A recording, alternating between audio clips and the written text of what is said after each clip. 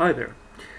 This is me, Kurt Meyer, again, coming to you to talk about RPGs, to ramble on about RPGs, to, you know, give you maybe some food for thought about games maybe you hadn't looked at before.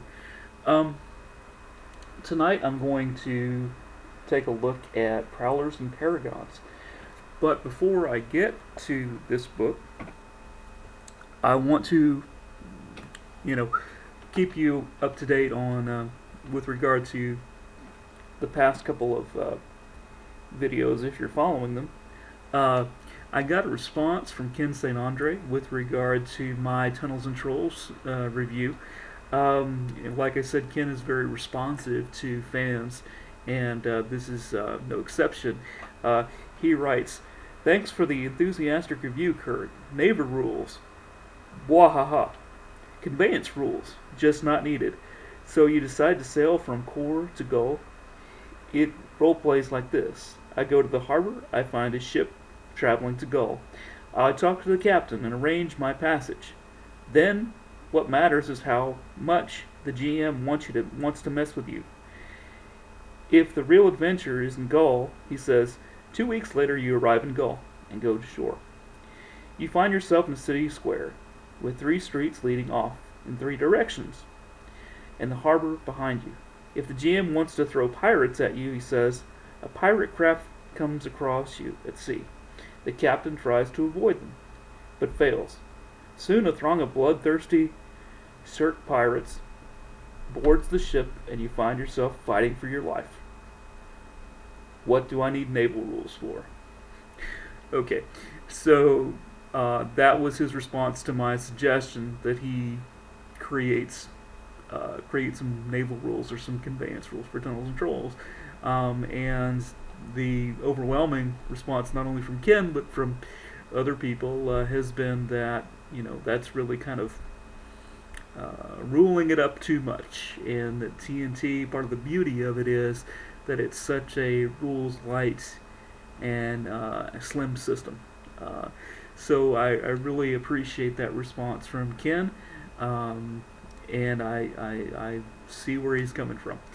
Um, I also got a response from Jay Libby with regard to my review of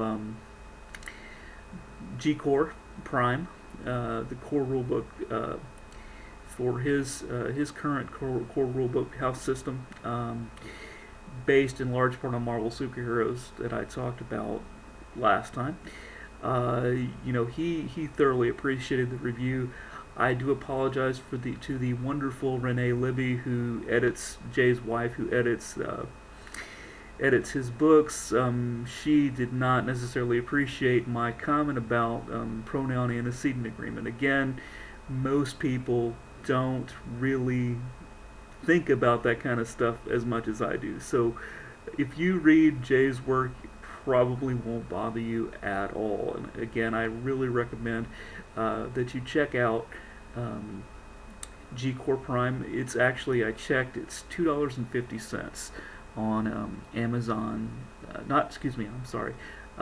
On RPG Now at present. So again, you're putting your investment is less than that of a latte for the core book. So anyway, just give it a shot. Check it out. Now, I'm going to talk about Prowlers and Paragons.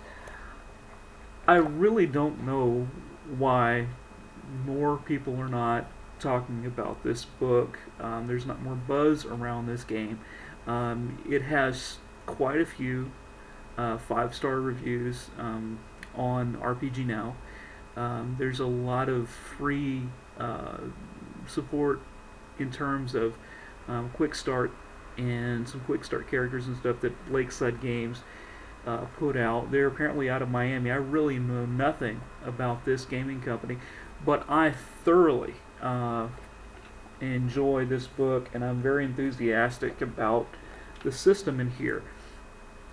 What this book does is it basically streamlines in many ways the D6 Legends system from um, the late '90s. I like the D6 Legend system. Um, it was heavily criticized, particularly the DC Universe role playing game was heavily criticized because at the time because they said that it was essentially released. A lot of people said it was released too quickly, that there wasn't enough playtesting done on it, so the system was quirky. They later came out with they got the great David E. Martin, the sort of pater emeritus, if that's even a term, for superpower games, to do the powers book for for this game, and so on and so forth. But and I like the legend system because it's kind of a shorthand version. It's a roll keep version of the more commonly known D6 system, which powered the original Star Wars game, and so on and so forth. The idea in the D6 Legends is you roll your dice and you get a certain number of successes based on the roll on individual dice, and then each success you get is one counts as one, and you have you have to get a certain number of successes to beat a difficulty, or if it's an opposed roll, you determine which side gets the most successes and so forth. And to me, that makes it's a little bit more streamlined than the traditional D6 system, which is a straight up, you roll a whole bunch of dice, you add up your die rolls, and then you compare to the number on the other side. Of course, I told you that I like Tunnels and Trolls, and you essentially do that with Tunnels and Trolls as well. But again, in terms of trying to deal with huge numbers, that is kind of a turnoff for me. I want to have, if I'm going to do that, I want to have a crap load of calculators on hand and really and so forth, because I don't want number crunching to slow down the narrative that's going on. Recently, there was a quote from Gary Gygax floating around on social media. It said that the secret that we don't want game masters to know is that they really don't need any rules. Which brings me to Prowlers and Paragons, because what this book does mechanically is it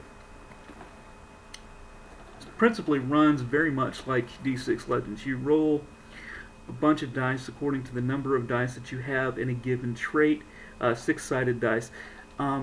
Even numbers count as a success. If you are trying to beat a difficulty, you essentially subtract that difficulty number from your number of successes. Okay, if you're trying to, if it's an opposed roll, the difficulty number is generated by the opposing force. So say you're trying to penetrate some armor, and your opponent's got like 4 dice of armor, so that opponent's going to roll however many successes he or she gets from the armor, and then you're going to subtract those successes from your pool of successes. And the result, this is what I really like about this system, and this is its departure from something like, say, D6 Legends. What I like about it is that based on the number of successes or lack thereof, basically what you're doing is you're determining who has narrative control. Okay, who gets to narrate the outcome of the action. Okay, I really like that, because what is RPG other than storytelling, really?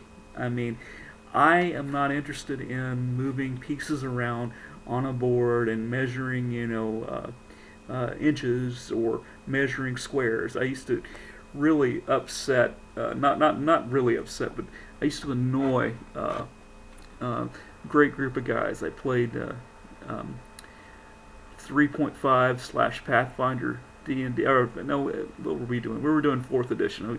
4th edition D&D, I used to really annoy them because I would not move my pieces in nice little squares, and they wanted me to move my pieces in nice little squares. To me, that's not what role-playing is about. To me, role-playing is interactive. Role-playing is communal storytelling. Um, and for instance, that's why I never played Warhammer, or the war games. Not that there's anything wrong with that. That's just not my interest. Okay.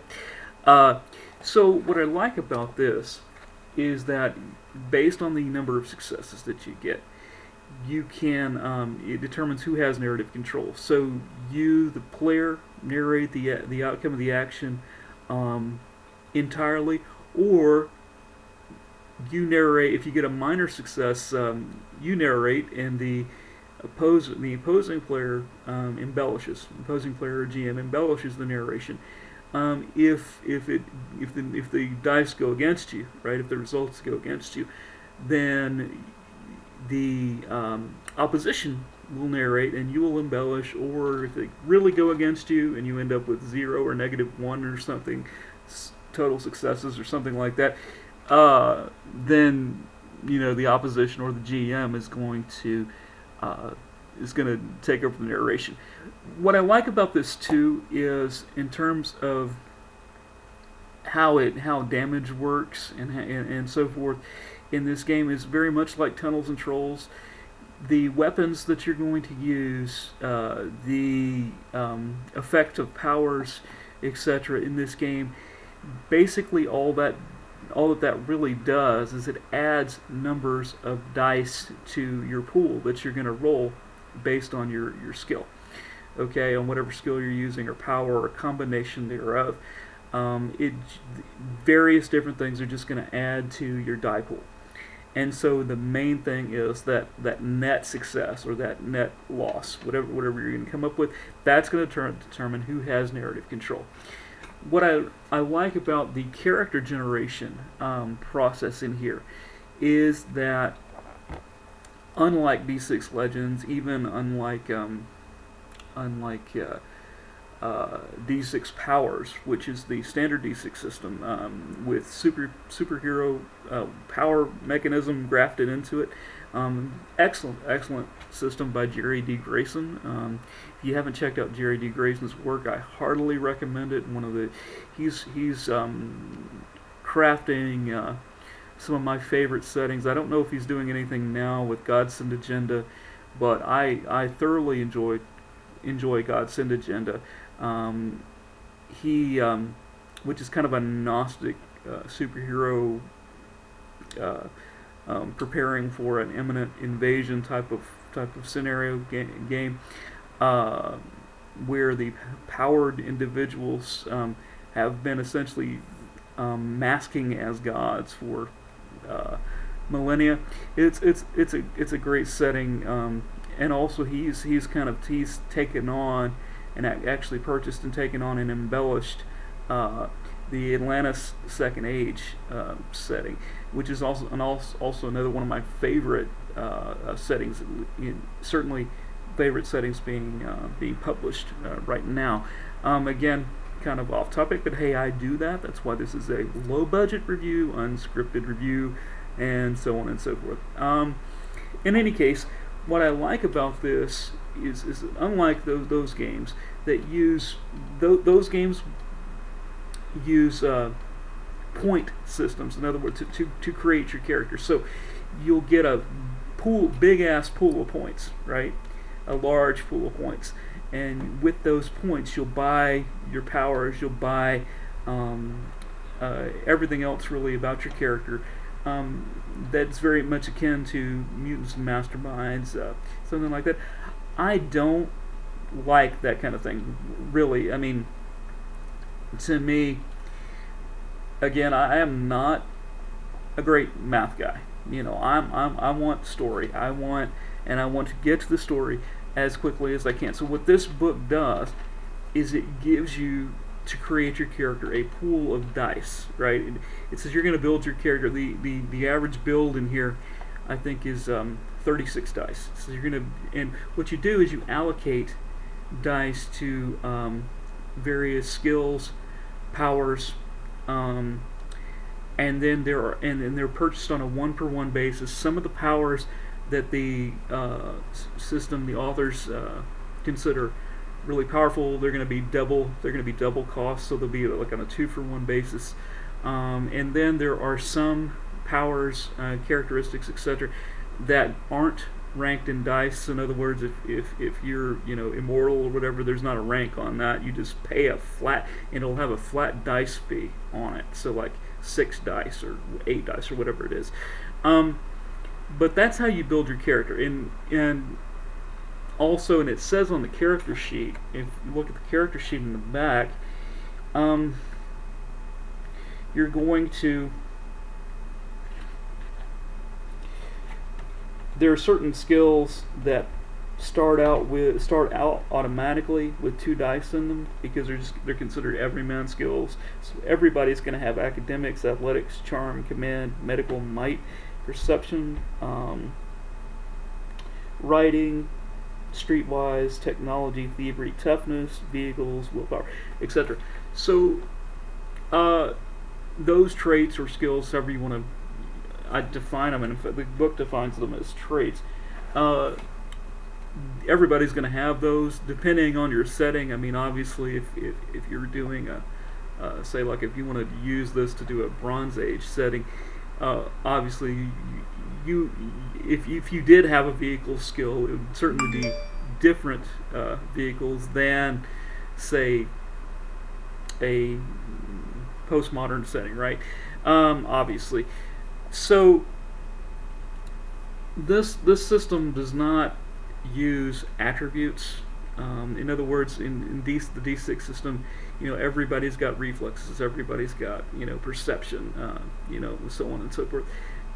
This system does not do that. This system is based on traits, and so rather than everybody have the same attributes, your different characters want to have different traits based on the character that you want. And there are some other things in here, some other aspects of your character that you would create. It does have a hit point system. Well, the term they use is health, and basically the health is 3 to 1 in terms of how many dice you've got. So if you've got 36 dice, your character, you start out with a 36 die build character, you're going to have 12 health points. And I actually need to back up a little bit because I didn't explain how the damage works. If you're say you've got a power that grants you, say you've got 5 dice in flame, in some kind of like flame power or something. So and you're going up against a character, and you're gonna include those 5 dice in your pool. You may also of course GM arbitrated. You might also include some skill dice in there, some other trait dice, whatever trait applies, right? So say you've got a pool of like 8 dice, and you toss your dice and you get 6 successes. Okay, say the opposition gets 4 successes. That nets you 2. So that 2 is going to go against it's going to be subtracted from your opponent's health. Okay, so that's how that works. And of course there are rules for recovery of health in here and all the basic stuff. The vehicle system that's in here is very much like that of Marvel superheroes. It's a 3-stat system for vehicles. This system, what I also really like about this game, and if you've watched my previous reviews, you kind of get the feeling probably by now that I'm not someone who has a whole lot of time to prep for games. Unfortunately, I mean, when I was 12, hey man, I could prep for a game for a week. I'm 41. I cannot really do that at this point. So I like games that have a lot of options available in terms of grab and go type of characters and so on and so forth. There are 2 pages of archetypes, pre-gen archetypes for characters that you could, either use as a villain, set up as, tweak slightly and set up as a character. There are all your generics in here, animals, generic fodder, mooks and so on and so forth. A lot of vehicles, and so on and so forth. And when I'd say 2 pages, you're like, well, 2 pages is not that much. Well, again, just to show you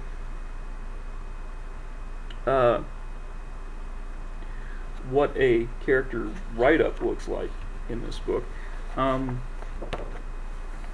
character write-up can essentially fit on an index card. These little character write-ups are the size of index cards or less. So this one page that I'm looking at has I believe 13 archetypes on it. The previous page has at least as many. So you're looking quite a few archetypes, and again, you can pull those and use them as player characters, or the basis for a player character. You can use those as villains again. You can use those as inspiration for how you might want to build what you want, as per as per the D6 system, both Legends and standard D6 system. This one too. Your character can take claws, which grant extra dice. There's power add-ons that you can get that affect the die cost of the power. The powers in here are pretty standard. They're standard fare for comic book RPGs. We can talk a little bit about the layout. This is very well laid out. This is a full color book. Again, it's one of these I appreciate. It's very readable. The art is done by a single artist. Jerry Gaylord, I believe, is the gentleman's name. I'm not familiar with his work in comics, although he is. I think I read online that he did something zombies and fanboys versus zombies, something to that effect. If it's got zombies in the title, frankly, I'm not going to read it. This is me on kind of my soapbox a bit, but zombies are way overplayed. Vampires way overplayed. The only vampire piece that I really appreciate and would recommend everybody take a look at is What We Do in the Shadows, film it's a mockumentary by Jermaine Clement. Hilarious. Take a look at that. But even in the 90s, like, I was one of the few folks in my generation who just I couldn't vibe with the Masquerade or any of the White Wolf stuff, because it took itself entirely too seriously. Again, and unfortunately, and mad props to Howard Phillips Lovecraft, but I think now with RPGs, Cthulhu mythos has kind of become like the bacon on fast food. Cthulhu mythos for RPGs has kind of become like the bacon on fast food. It's like we'll do this and we'll throw some Cthulhu mythos on it, and people will buy it. I love the work of Howard Phillips Lovecraft. I don't think it's necessary to graft Cthulhu mythos onto everything. Again, that's just my personal opinion. This is nice paper stock here. The artwork, speaking of Mr. Gaylord's artwork, I enjoy it quite a bit, and everybody who has written about this book has really spoken highly of the artwork. It reminds me of the work of Dan Houser. I prefer Dan's artwork, but this is in the same realm, the same style, very similar style, very similar to the Bruce Timm era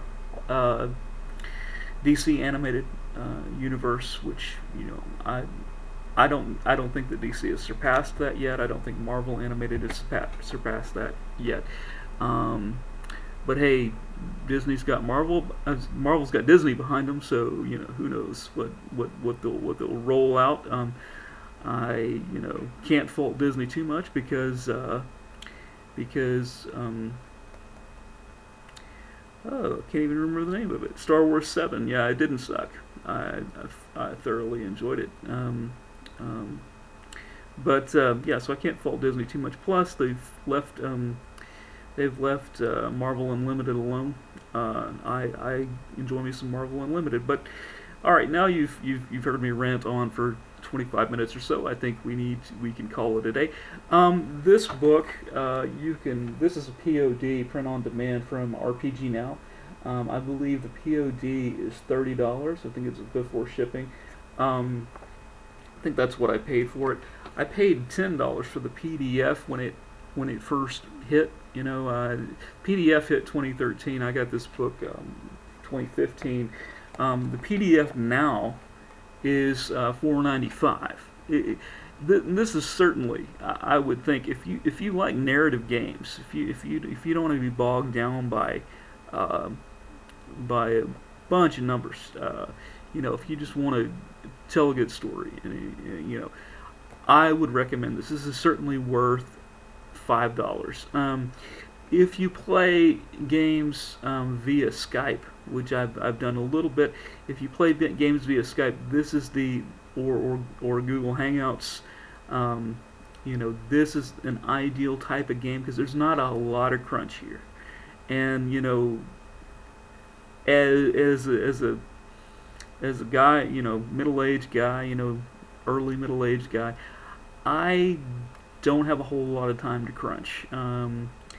And while a crunchy Pathfinder book or M&M Mutants and Masterminds book, those are fun to read, and frankly, I've got a lot of second and third edition Mutants and Masterminds, and third edition Mutants and Masterminds is actually, there's a lot of streamlining that happened there, and they've made it far less crunchy. You can actually roll up your character very Marvel superhero style in the deluxe Heroes Handbook of Mutants and Masterminds. So I don't fault Mutants and Masterminds at all. It's Steve Kinson is the genius of our time as far as superhero RPGs are concerned.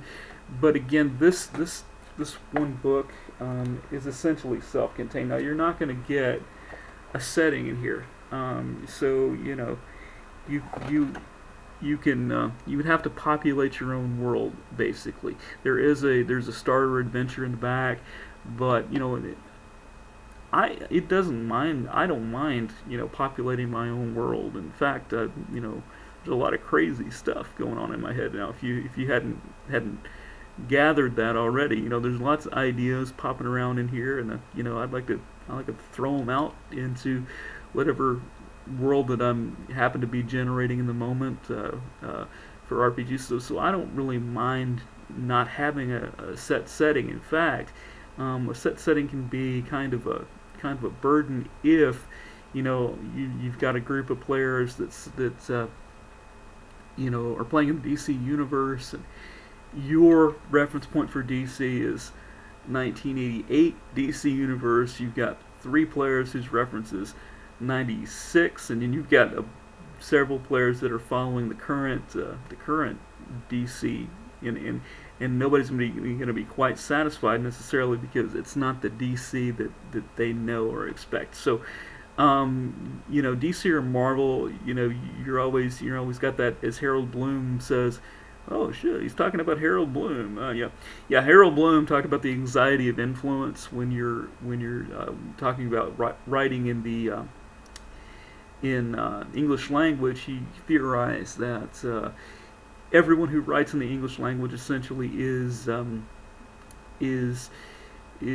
anxious, because he or she is trying to live up to Shakespeare. I don't know if I agree with that, but I certainly agree with the idea that if you're messing around with DC or Marvel, in some sense, you might in the back of your mind be trying to live up to Grant Morrison or Alan Moore, Jim Starlin, uh, George Perez. Uh, then again, I could be full of absolute crap, but if you've got a real curmudgeon as a player, maybe that player is expecting a Grant Morrison-esque escapade, and that's not what you had in mind. So anyway, my point being that you can certainly create your own world in the moment. And this game like Prowlers and Paragons is, like I said, highly narrative, highly open to um, people throwing their own uh, muse into what's going on at your table or over the internet, and that's, I would say, what I really like about games that deal with the shifting of narrative control. Because it empowers everybody at the table to really have something going on, have some input. It's not like a traditional D&D scenario, such that if you're playing a spellcaster, you're waiting in the back to throw your spells and so on and so forth.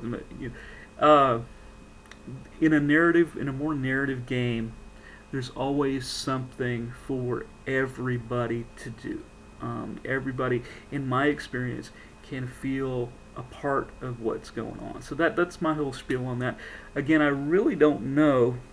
I really don't know why more folks are not playing this game, or if they are, they're not really talking about it. There's not, as far as I can tell. Now I could be completely wrong about this, but there's not the online support, the Google Plus support, the Facebook support that you see for any number of other even indie games.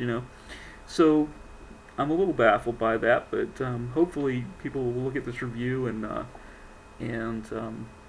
give the game a shot. Now it is important to note, this is the RPG Prowlers and Paragons. The same company has a war game with a similar title. So just if you're interested in the RPG, just make sure that you're purchasing this one with this cover. Again, available on RPGnow.com. The buy-in for the PDF is $5. Go for it. And thanks for tuning in. I'll talk to you later. My name's Kurt Meyer.